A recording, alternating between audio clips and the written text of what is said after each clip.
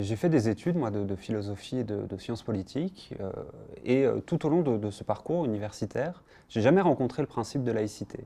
On m'a parlé de philosophie, on m'a parlé de Locke, de Rousseau, de Hobbes, de l'histoire de France, mais à aucun moment cette question de la loi de 1905 ou plus généralement les questions de rapport à ce principe de laïcité ont été évoquées dans le cadre de ce cursus scolaire.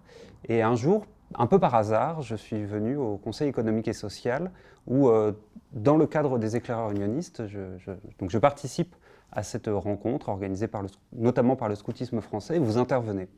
Et là, il y a quelque chose pour moi qui s'ouvre un nouveau continent de pensée. Je rentre et j'achète La laïcité falsifiée, un ouvrage que vous avez dû sortir en 2012, quelque chose comme ça. Et pour moi, c'est une révélation. C'est vraiment un continent qui s'ouvre, et tout d'un coup, avec une limpidité dans l'écriture, qui dit des choses que je savais sans savoir, qui m'ouvre des perspectives intellectuelles.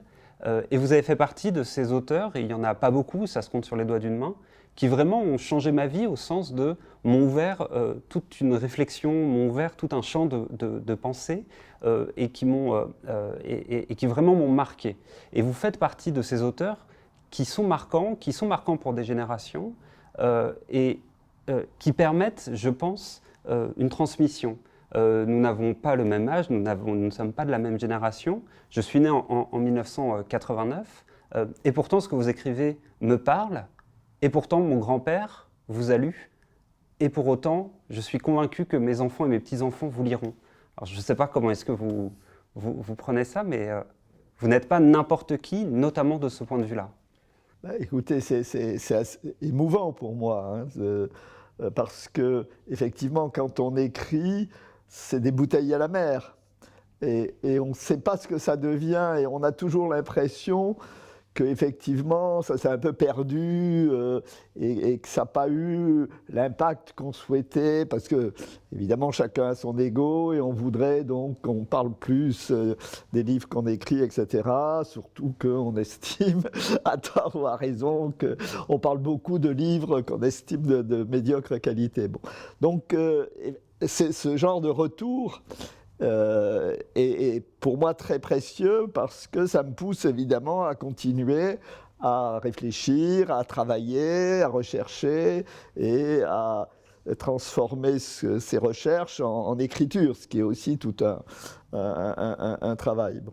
Alors, effectivement, la laïcité falsifiée, ça a été le type d'ouvrage de genre mixte, c'est-à-dire que à la fois, j'espère, je me suis efforcé de dire des choses qui factuellement sont justes et même fondées sur des théories. Vous avez cité Locke, par exemple. Locke est fondamental au niveau de l'émergence d'une pensée philosophique laïque.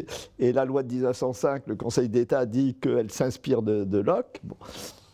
Mais en même temps, c'est un livre engagé dans la mesure où je l'ai publié au moment de la campagne présidentielle de 2012, même s'il a été réédité après en 2014. Et donc, ce n'est pas un livre uniquement théorique, universitaire, etc. C'est aussi un livre qui voulait aider à, autant que faire se peut, clarifier le débat de cette campagne électorale. Donc, le but a été atteint, en tout cas, si ça vous a été utile pour faire face aux problèmes actuels qu'on peut rencontrer en matière de laïcité.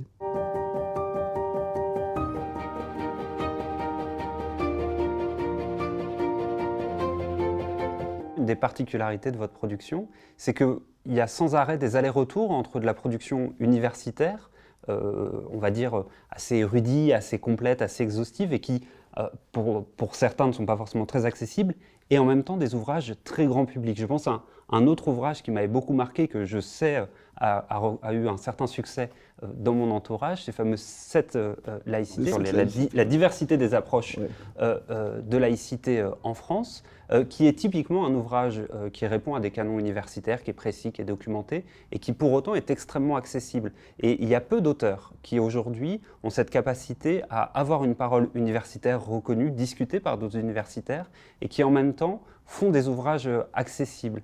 Et ça, je ne sais pas comment le dire finement, mais il me semble que vous êtes, de ce point de vue-là, quelqu'un d'assez particulier, parce que vous êtes sur cette figure de l'intellectuel engagé, sur cette figure de l'intellectuel qui produit du savoir universitaire, qui infuse sur le champ public, qui est repris, qui est critiqué, etc. Je ne sais pas comment est-ce que vous voyez ça. Vous êtes vraiment cette jonction, on va dire, entre un débat grand public et en même temps un débat universitaire. Oui, alors, si vous voulez, là aussi, c'est une conviction très ancrée chez moi qu'il faut les deux, je dirais même, pour essayer d'être le plus objectif possible. Je vais prendre un exemple historique, qui est l'exemple du suffrage universel. Tout le monde, y compris des universitaires, parlait du suffrage universel en 1905.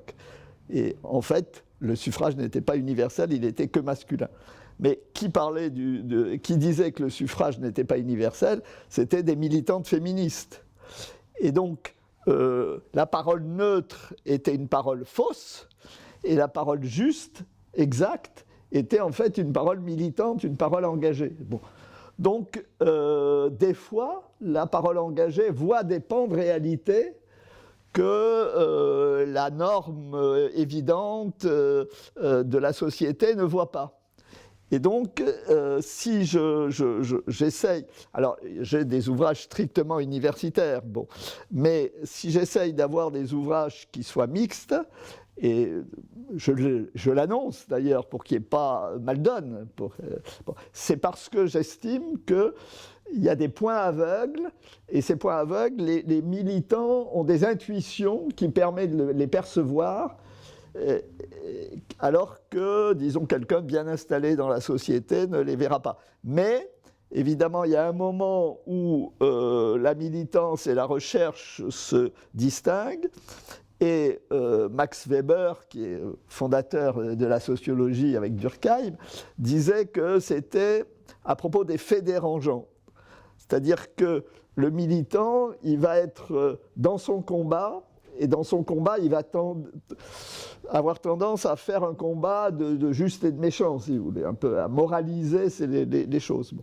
Alors que à chaque fois, il y a des faits qui dérangent son propre univers, et le militant a tendance à les escamoter. Et c'est là que le chercheur doit poser une question au militant: n'escamotez pas les faits dérangeants par rapport à votre propre combat.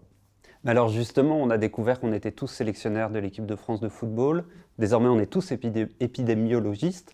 Et petit à petit, on devient tous experts en laïcité, puisque maintenant, tout le monde a son opinion sur le sujet. Sur les plateaux télé, il y a forcément le moment laïcité. On est en période électorale, on parle sans arrêt de ce sujet-là.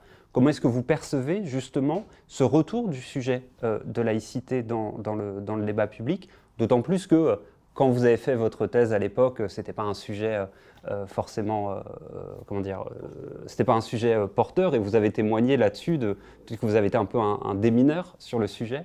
Comment est-ce que vous percevez justement cette fait qu'aujourd'hui on est tous experts en laïcité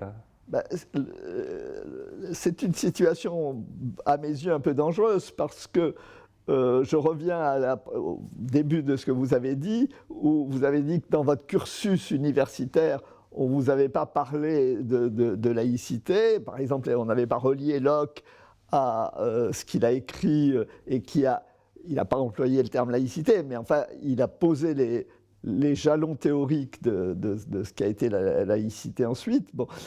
Donc, les gens n'ont pas été formés à une appréhension un peu stricte, véridique, exacte de la laïcité, et pourtant, effectivement, dans une démocratie, chaque citoyen doit un peu avoir une opinion sur tout, puisqu'il est électeur. Bon. Et donc, on va parler de la laïcité, et le plus souvent, on en parle en faisant des fake news, hein, même de manière erronée. Je vais prendre un seul exemple. On parle tout le temps qu'en France, l'école serait laïque, gratuite et obligatoire. Bon, c'est faux. C'est faux. Il y a des écoles privées sous contrat qui sont subventionnées à 80 ou 90% sur argent public. Bon, il y a des écoles privées hors contrat, il y a la possibilité d'un enseignement familial à domicile. Bon, donc c'est l'instruction qui est obligatoire et l'école publique qui est gratuite et laïque. Mais le stéréotype de l'école publique laïque et obligatoire est constamment dit, y compris par des gens qui se croient bien informés, qui se croient experts en la question. Bon. Et c'est pas neutre parce que ça crée une certaine vision, disons, de l'institution scolaire qui conduit à des attitudes qui, à mon avis, sont trop rigides en matière de laïcité. Bon. Donc il faut constamment, en fait, avoir ce regard critique par rapport... L'historien et le sociologue n'est pas quelqu'un qui amène des choses face à un vide, mais c'est au contraire quelqu'un qui doit percer un plein du discours social, disons un discours social qui se croit sans faille et qui est péremptoire. Eh bien, il doit le percer et dire mais non, c'est pas que la réalité est autre que ce qui est dit. Donc c'est un travail évidemment compliqué et paradoxalement, on se fait accuser d'être idéologue alors qu'on essaye de percer l'idéologie pour trouver un peu de savoir et de connaissance du sujet. C'est ça qui est la difficulté quand on travaille sur des sujets passionnels comme la laïcité. Mais alors justement, vous avez abordé la question plus personnelle.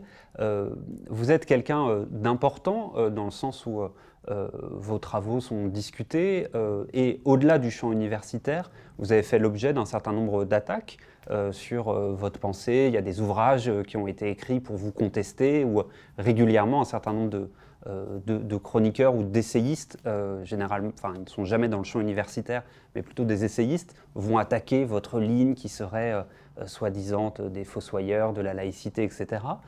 Comment est-ce que vous le prenez, vous, personnellement, puisque souvent, c'est vous aussi qui êtes attaqué personnellement par ces personnes? Alors oui, c'est toujours un problème parce qu'on se demande toujours si en continuant, disons, dans la ligne qu'on s'est tracée, en la creusant, on n'est pas trop égocentrique ou on n'est pas trop tourné vers soi-même. Bon. Et pourtant, je pense qu'il ne faut pas céder aux sirènes. Bon, il faut écouter ce qui est dit, bien sûr, et ça peut apporter... Moi, j'ai eu des apports précieux de discussions avec des gens avec qui j'avais des divergences, comme Catherine Kinsler, par exemple. Bon. Mais souvent, je m'aperçois que les propos qui sont tenus sur moi proviennent soit de citations tronquées, soit carrément même de choses que je n'ai jamais écrites. Et la libre pensée, qui n'est pourtant pas ma paroisse, si l'on peut dire, a écrit une fois, mais vous accusez Jean Bobéro d'avoir écrit, de défendre ça. Citez-nous un passage dans les nombreux livres qu'il a écrits où cette accusation peut prendre son origine. Bon. Et ils n'ont jamais eu de réponse. Ils n'ont jamais eu de réponse. Bon. Donc, si vous voulez, j'essaye de prendre ce qui peut être enrichissant, justement, ce qui peut constituer ces fameux faits dérangeants dont je parlais, mais j'essaye aussi de garder un sang-froid. Ce n'est pas toujours facile, parce que des fois, c'est des coups de téléphone personnels, des fois même avec des menaces de mort, c'est arrivé. Mais j'essaye de garder un sang-froid et de ne pas céder, disons, aux gens qui, en fait, voudraient que je rejoigne la normalité ambiante et les évidences sociales. Parce que ça serait trahir un peu le rôle que je me suis donné d'essayer de creuser cette question de la laïcité et de donner les éléments les plus impartiaux possibles et les plus exacts possibles sur ce sujet.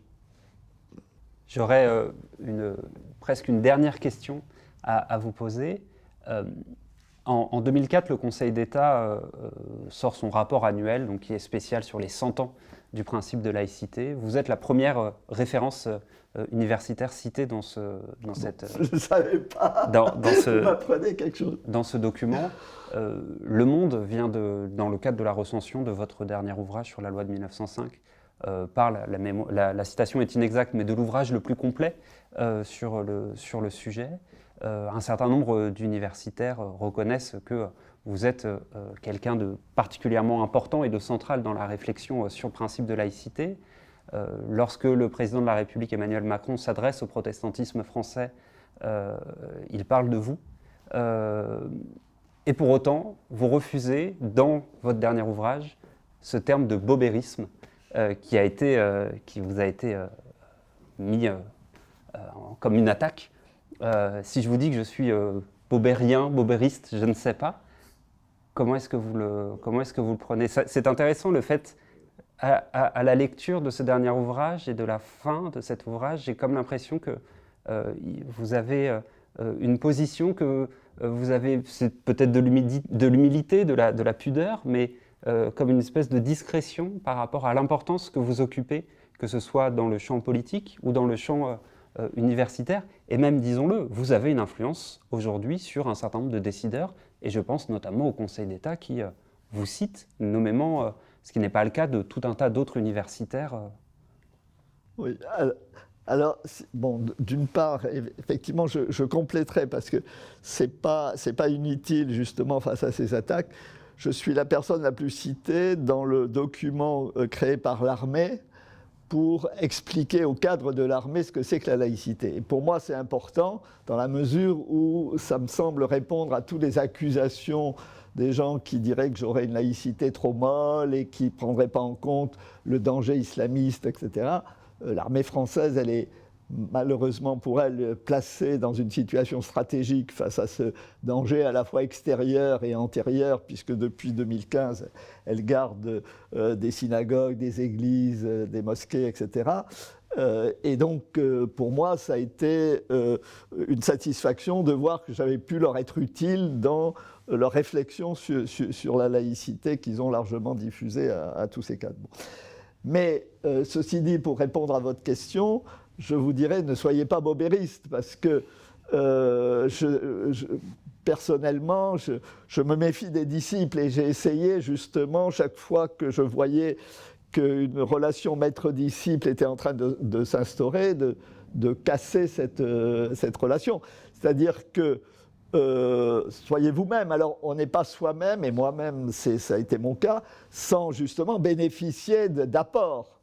Et moi, j'ai eu des maîtres qui m'ont contribué à me former, mais le problème, c'est qu'il faut qu'il y ait une pluralité de gens qui contribuent à vous former, que vous puisiez votre réflexion, vous puisiez vos analyses, et qu'après, vous en fassiez une résultante personnelle.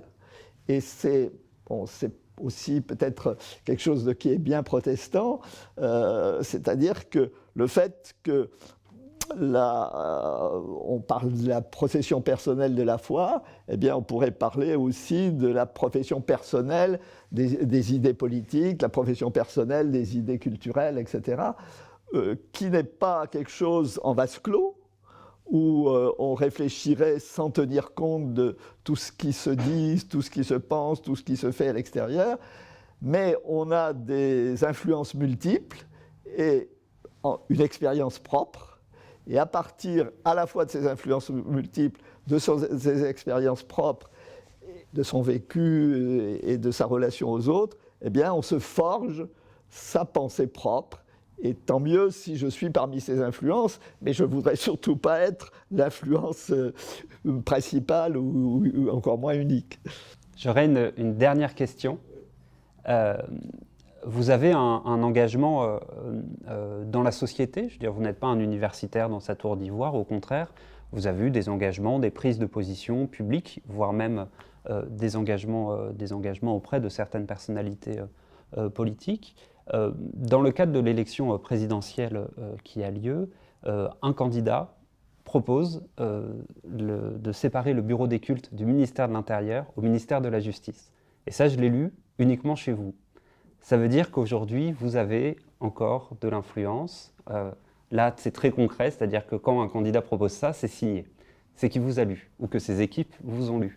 Comment est-ce que vous le prenez? Et là, on est sur des décisions concrètes, on est sur un candidat à l'élection présidentielle qui va proposer des choses qui sont directement inspirées de vous. On n'est pas sur de l'influence douce, indirecte, dans le débat public, etc. On est sur une mesure programmatique concrète qui a une très grande influence de votre part. Comment est-ce que vous le prenez? Alors, effectivement, c'est une mesure que j'ai essayé de monnayer auprès de différents gouvernements successifs, disons. Et je crois qu'elle est très importante parce que, légitimement, disons, le ministère de l'Intérieur aura une approche sécuritaire. C'est son rôle, de garantir l'ordre public, de lutter contre un extrémisme qui peut être violent, etc. C'est son job, je dirais, on ne peut pas lui reprocher. Mais le fait que le bureau des cultes continue à être attaché au ministère de l'Intérieur, au mieux crée un court-circuit auprès de l'opinion, et au pire crée au sein même des décideurs, au sein même de ce ministère, une sorte d'orientation biaisée, si vous voulez, où la religion sera vue à partir d'une approche prioritairement sécuritaire. Bon. Alors que pour moi, justement, à partir de la loi de séparation des églises et de l'État, de la loi de 1905, les rapports entre l'État et la puissance publique, de manière générale, et la religion, c'est un rapport juridique. L'article 1 de la loi de 1905 dit la République assure la liberté de conscience, elle garantit le libre exercice des cultes dans les limites, évidemment, d'un ordre public démocratique. Bon. Mais donc, elle n'a plus d'engagement envers la religion en tant que telle, mais elle a un engagement envers la liberté de conscience, elle a un engagement envers le libre exercice des cultes. Et cet engagement, c'est un dispositif juridique, disons, qui peut l'assurer. Donc, pour moi, ça serait beaucoup plus cohérent si le bureau des cultes était rattaché au ministère de la Justice. Mais évidemment, les ministres de l'Intérieur successifs ont toujours un peu tordu les lèvres quand j'ai fait cette proposition, qui avait eu un bon écho, par exemple, chez Mme Taubira, je peux le dire, puisqu'elle n'est plus candidate à l'élection présidentielle, bon, mais qui n'a jamais... Bon, et effectivement, si cette mesure pouvait être adoptée avant que je décède, j'en serais content. En tout cas, ça serait bien qu'elle émerge de manière plus claire dans le débat public. Ça, effectivement, c'est une mesure à laquelle je suis très attaché de manière tenace, disons. Merci beaucoup, Jean Bobéro.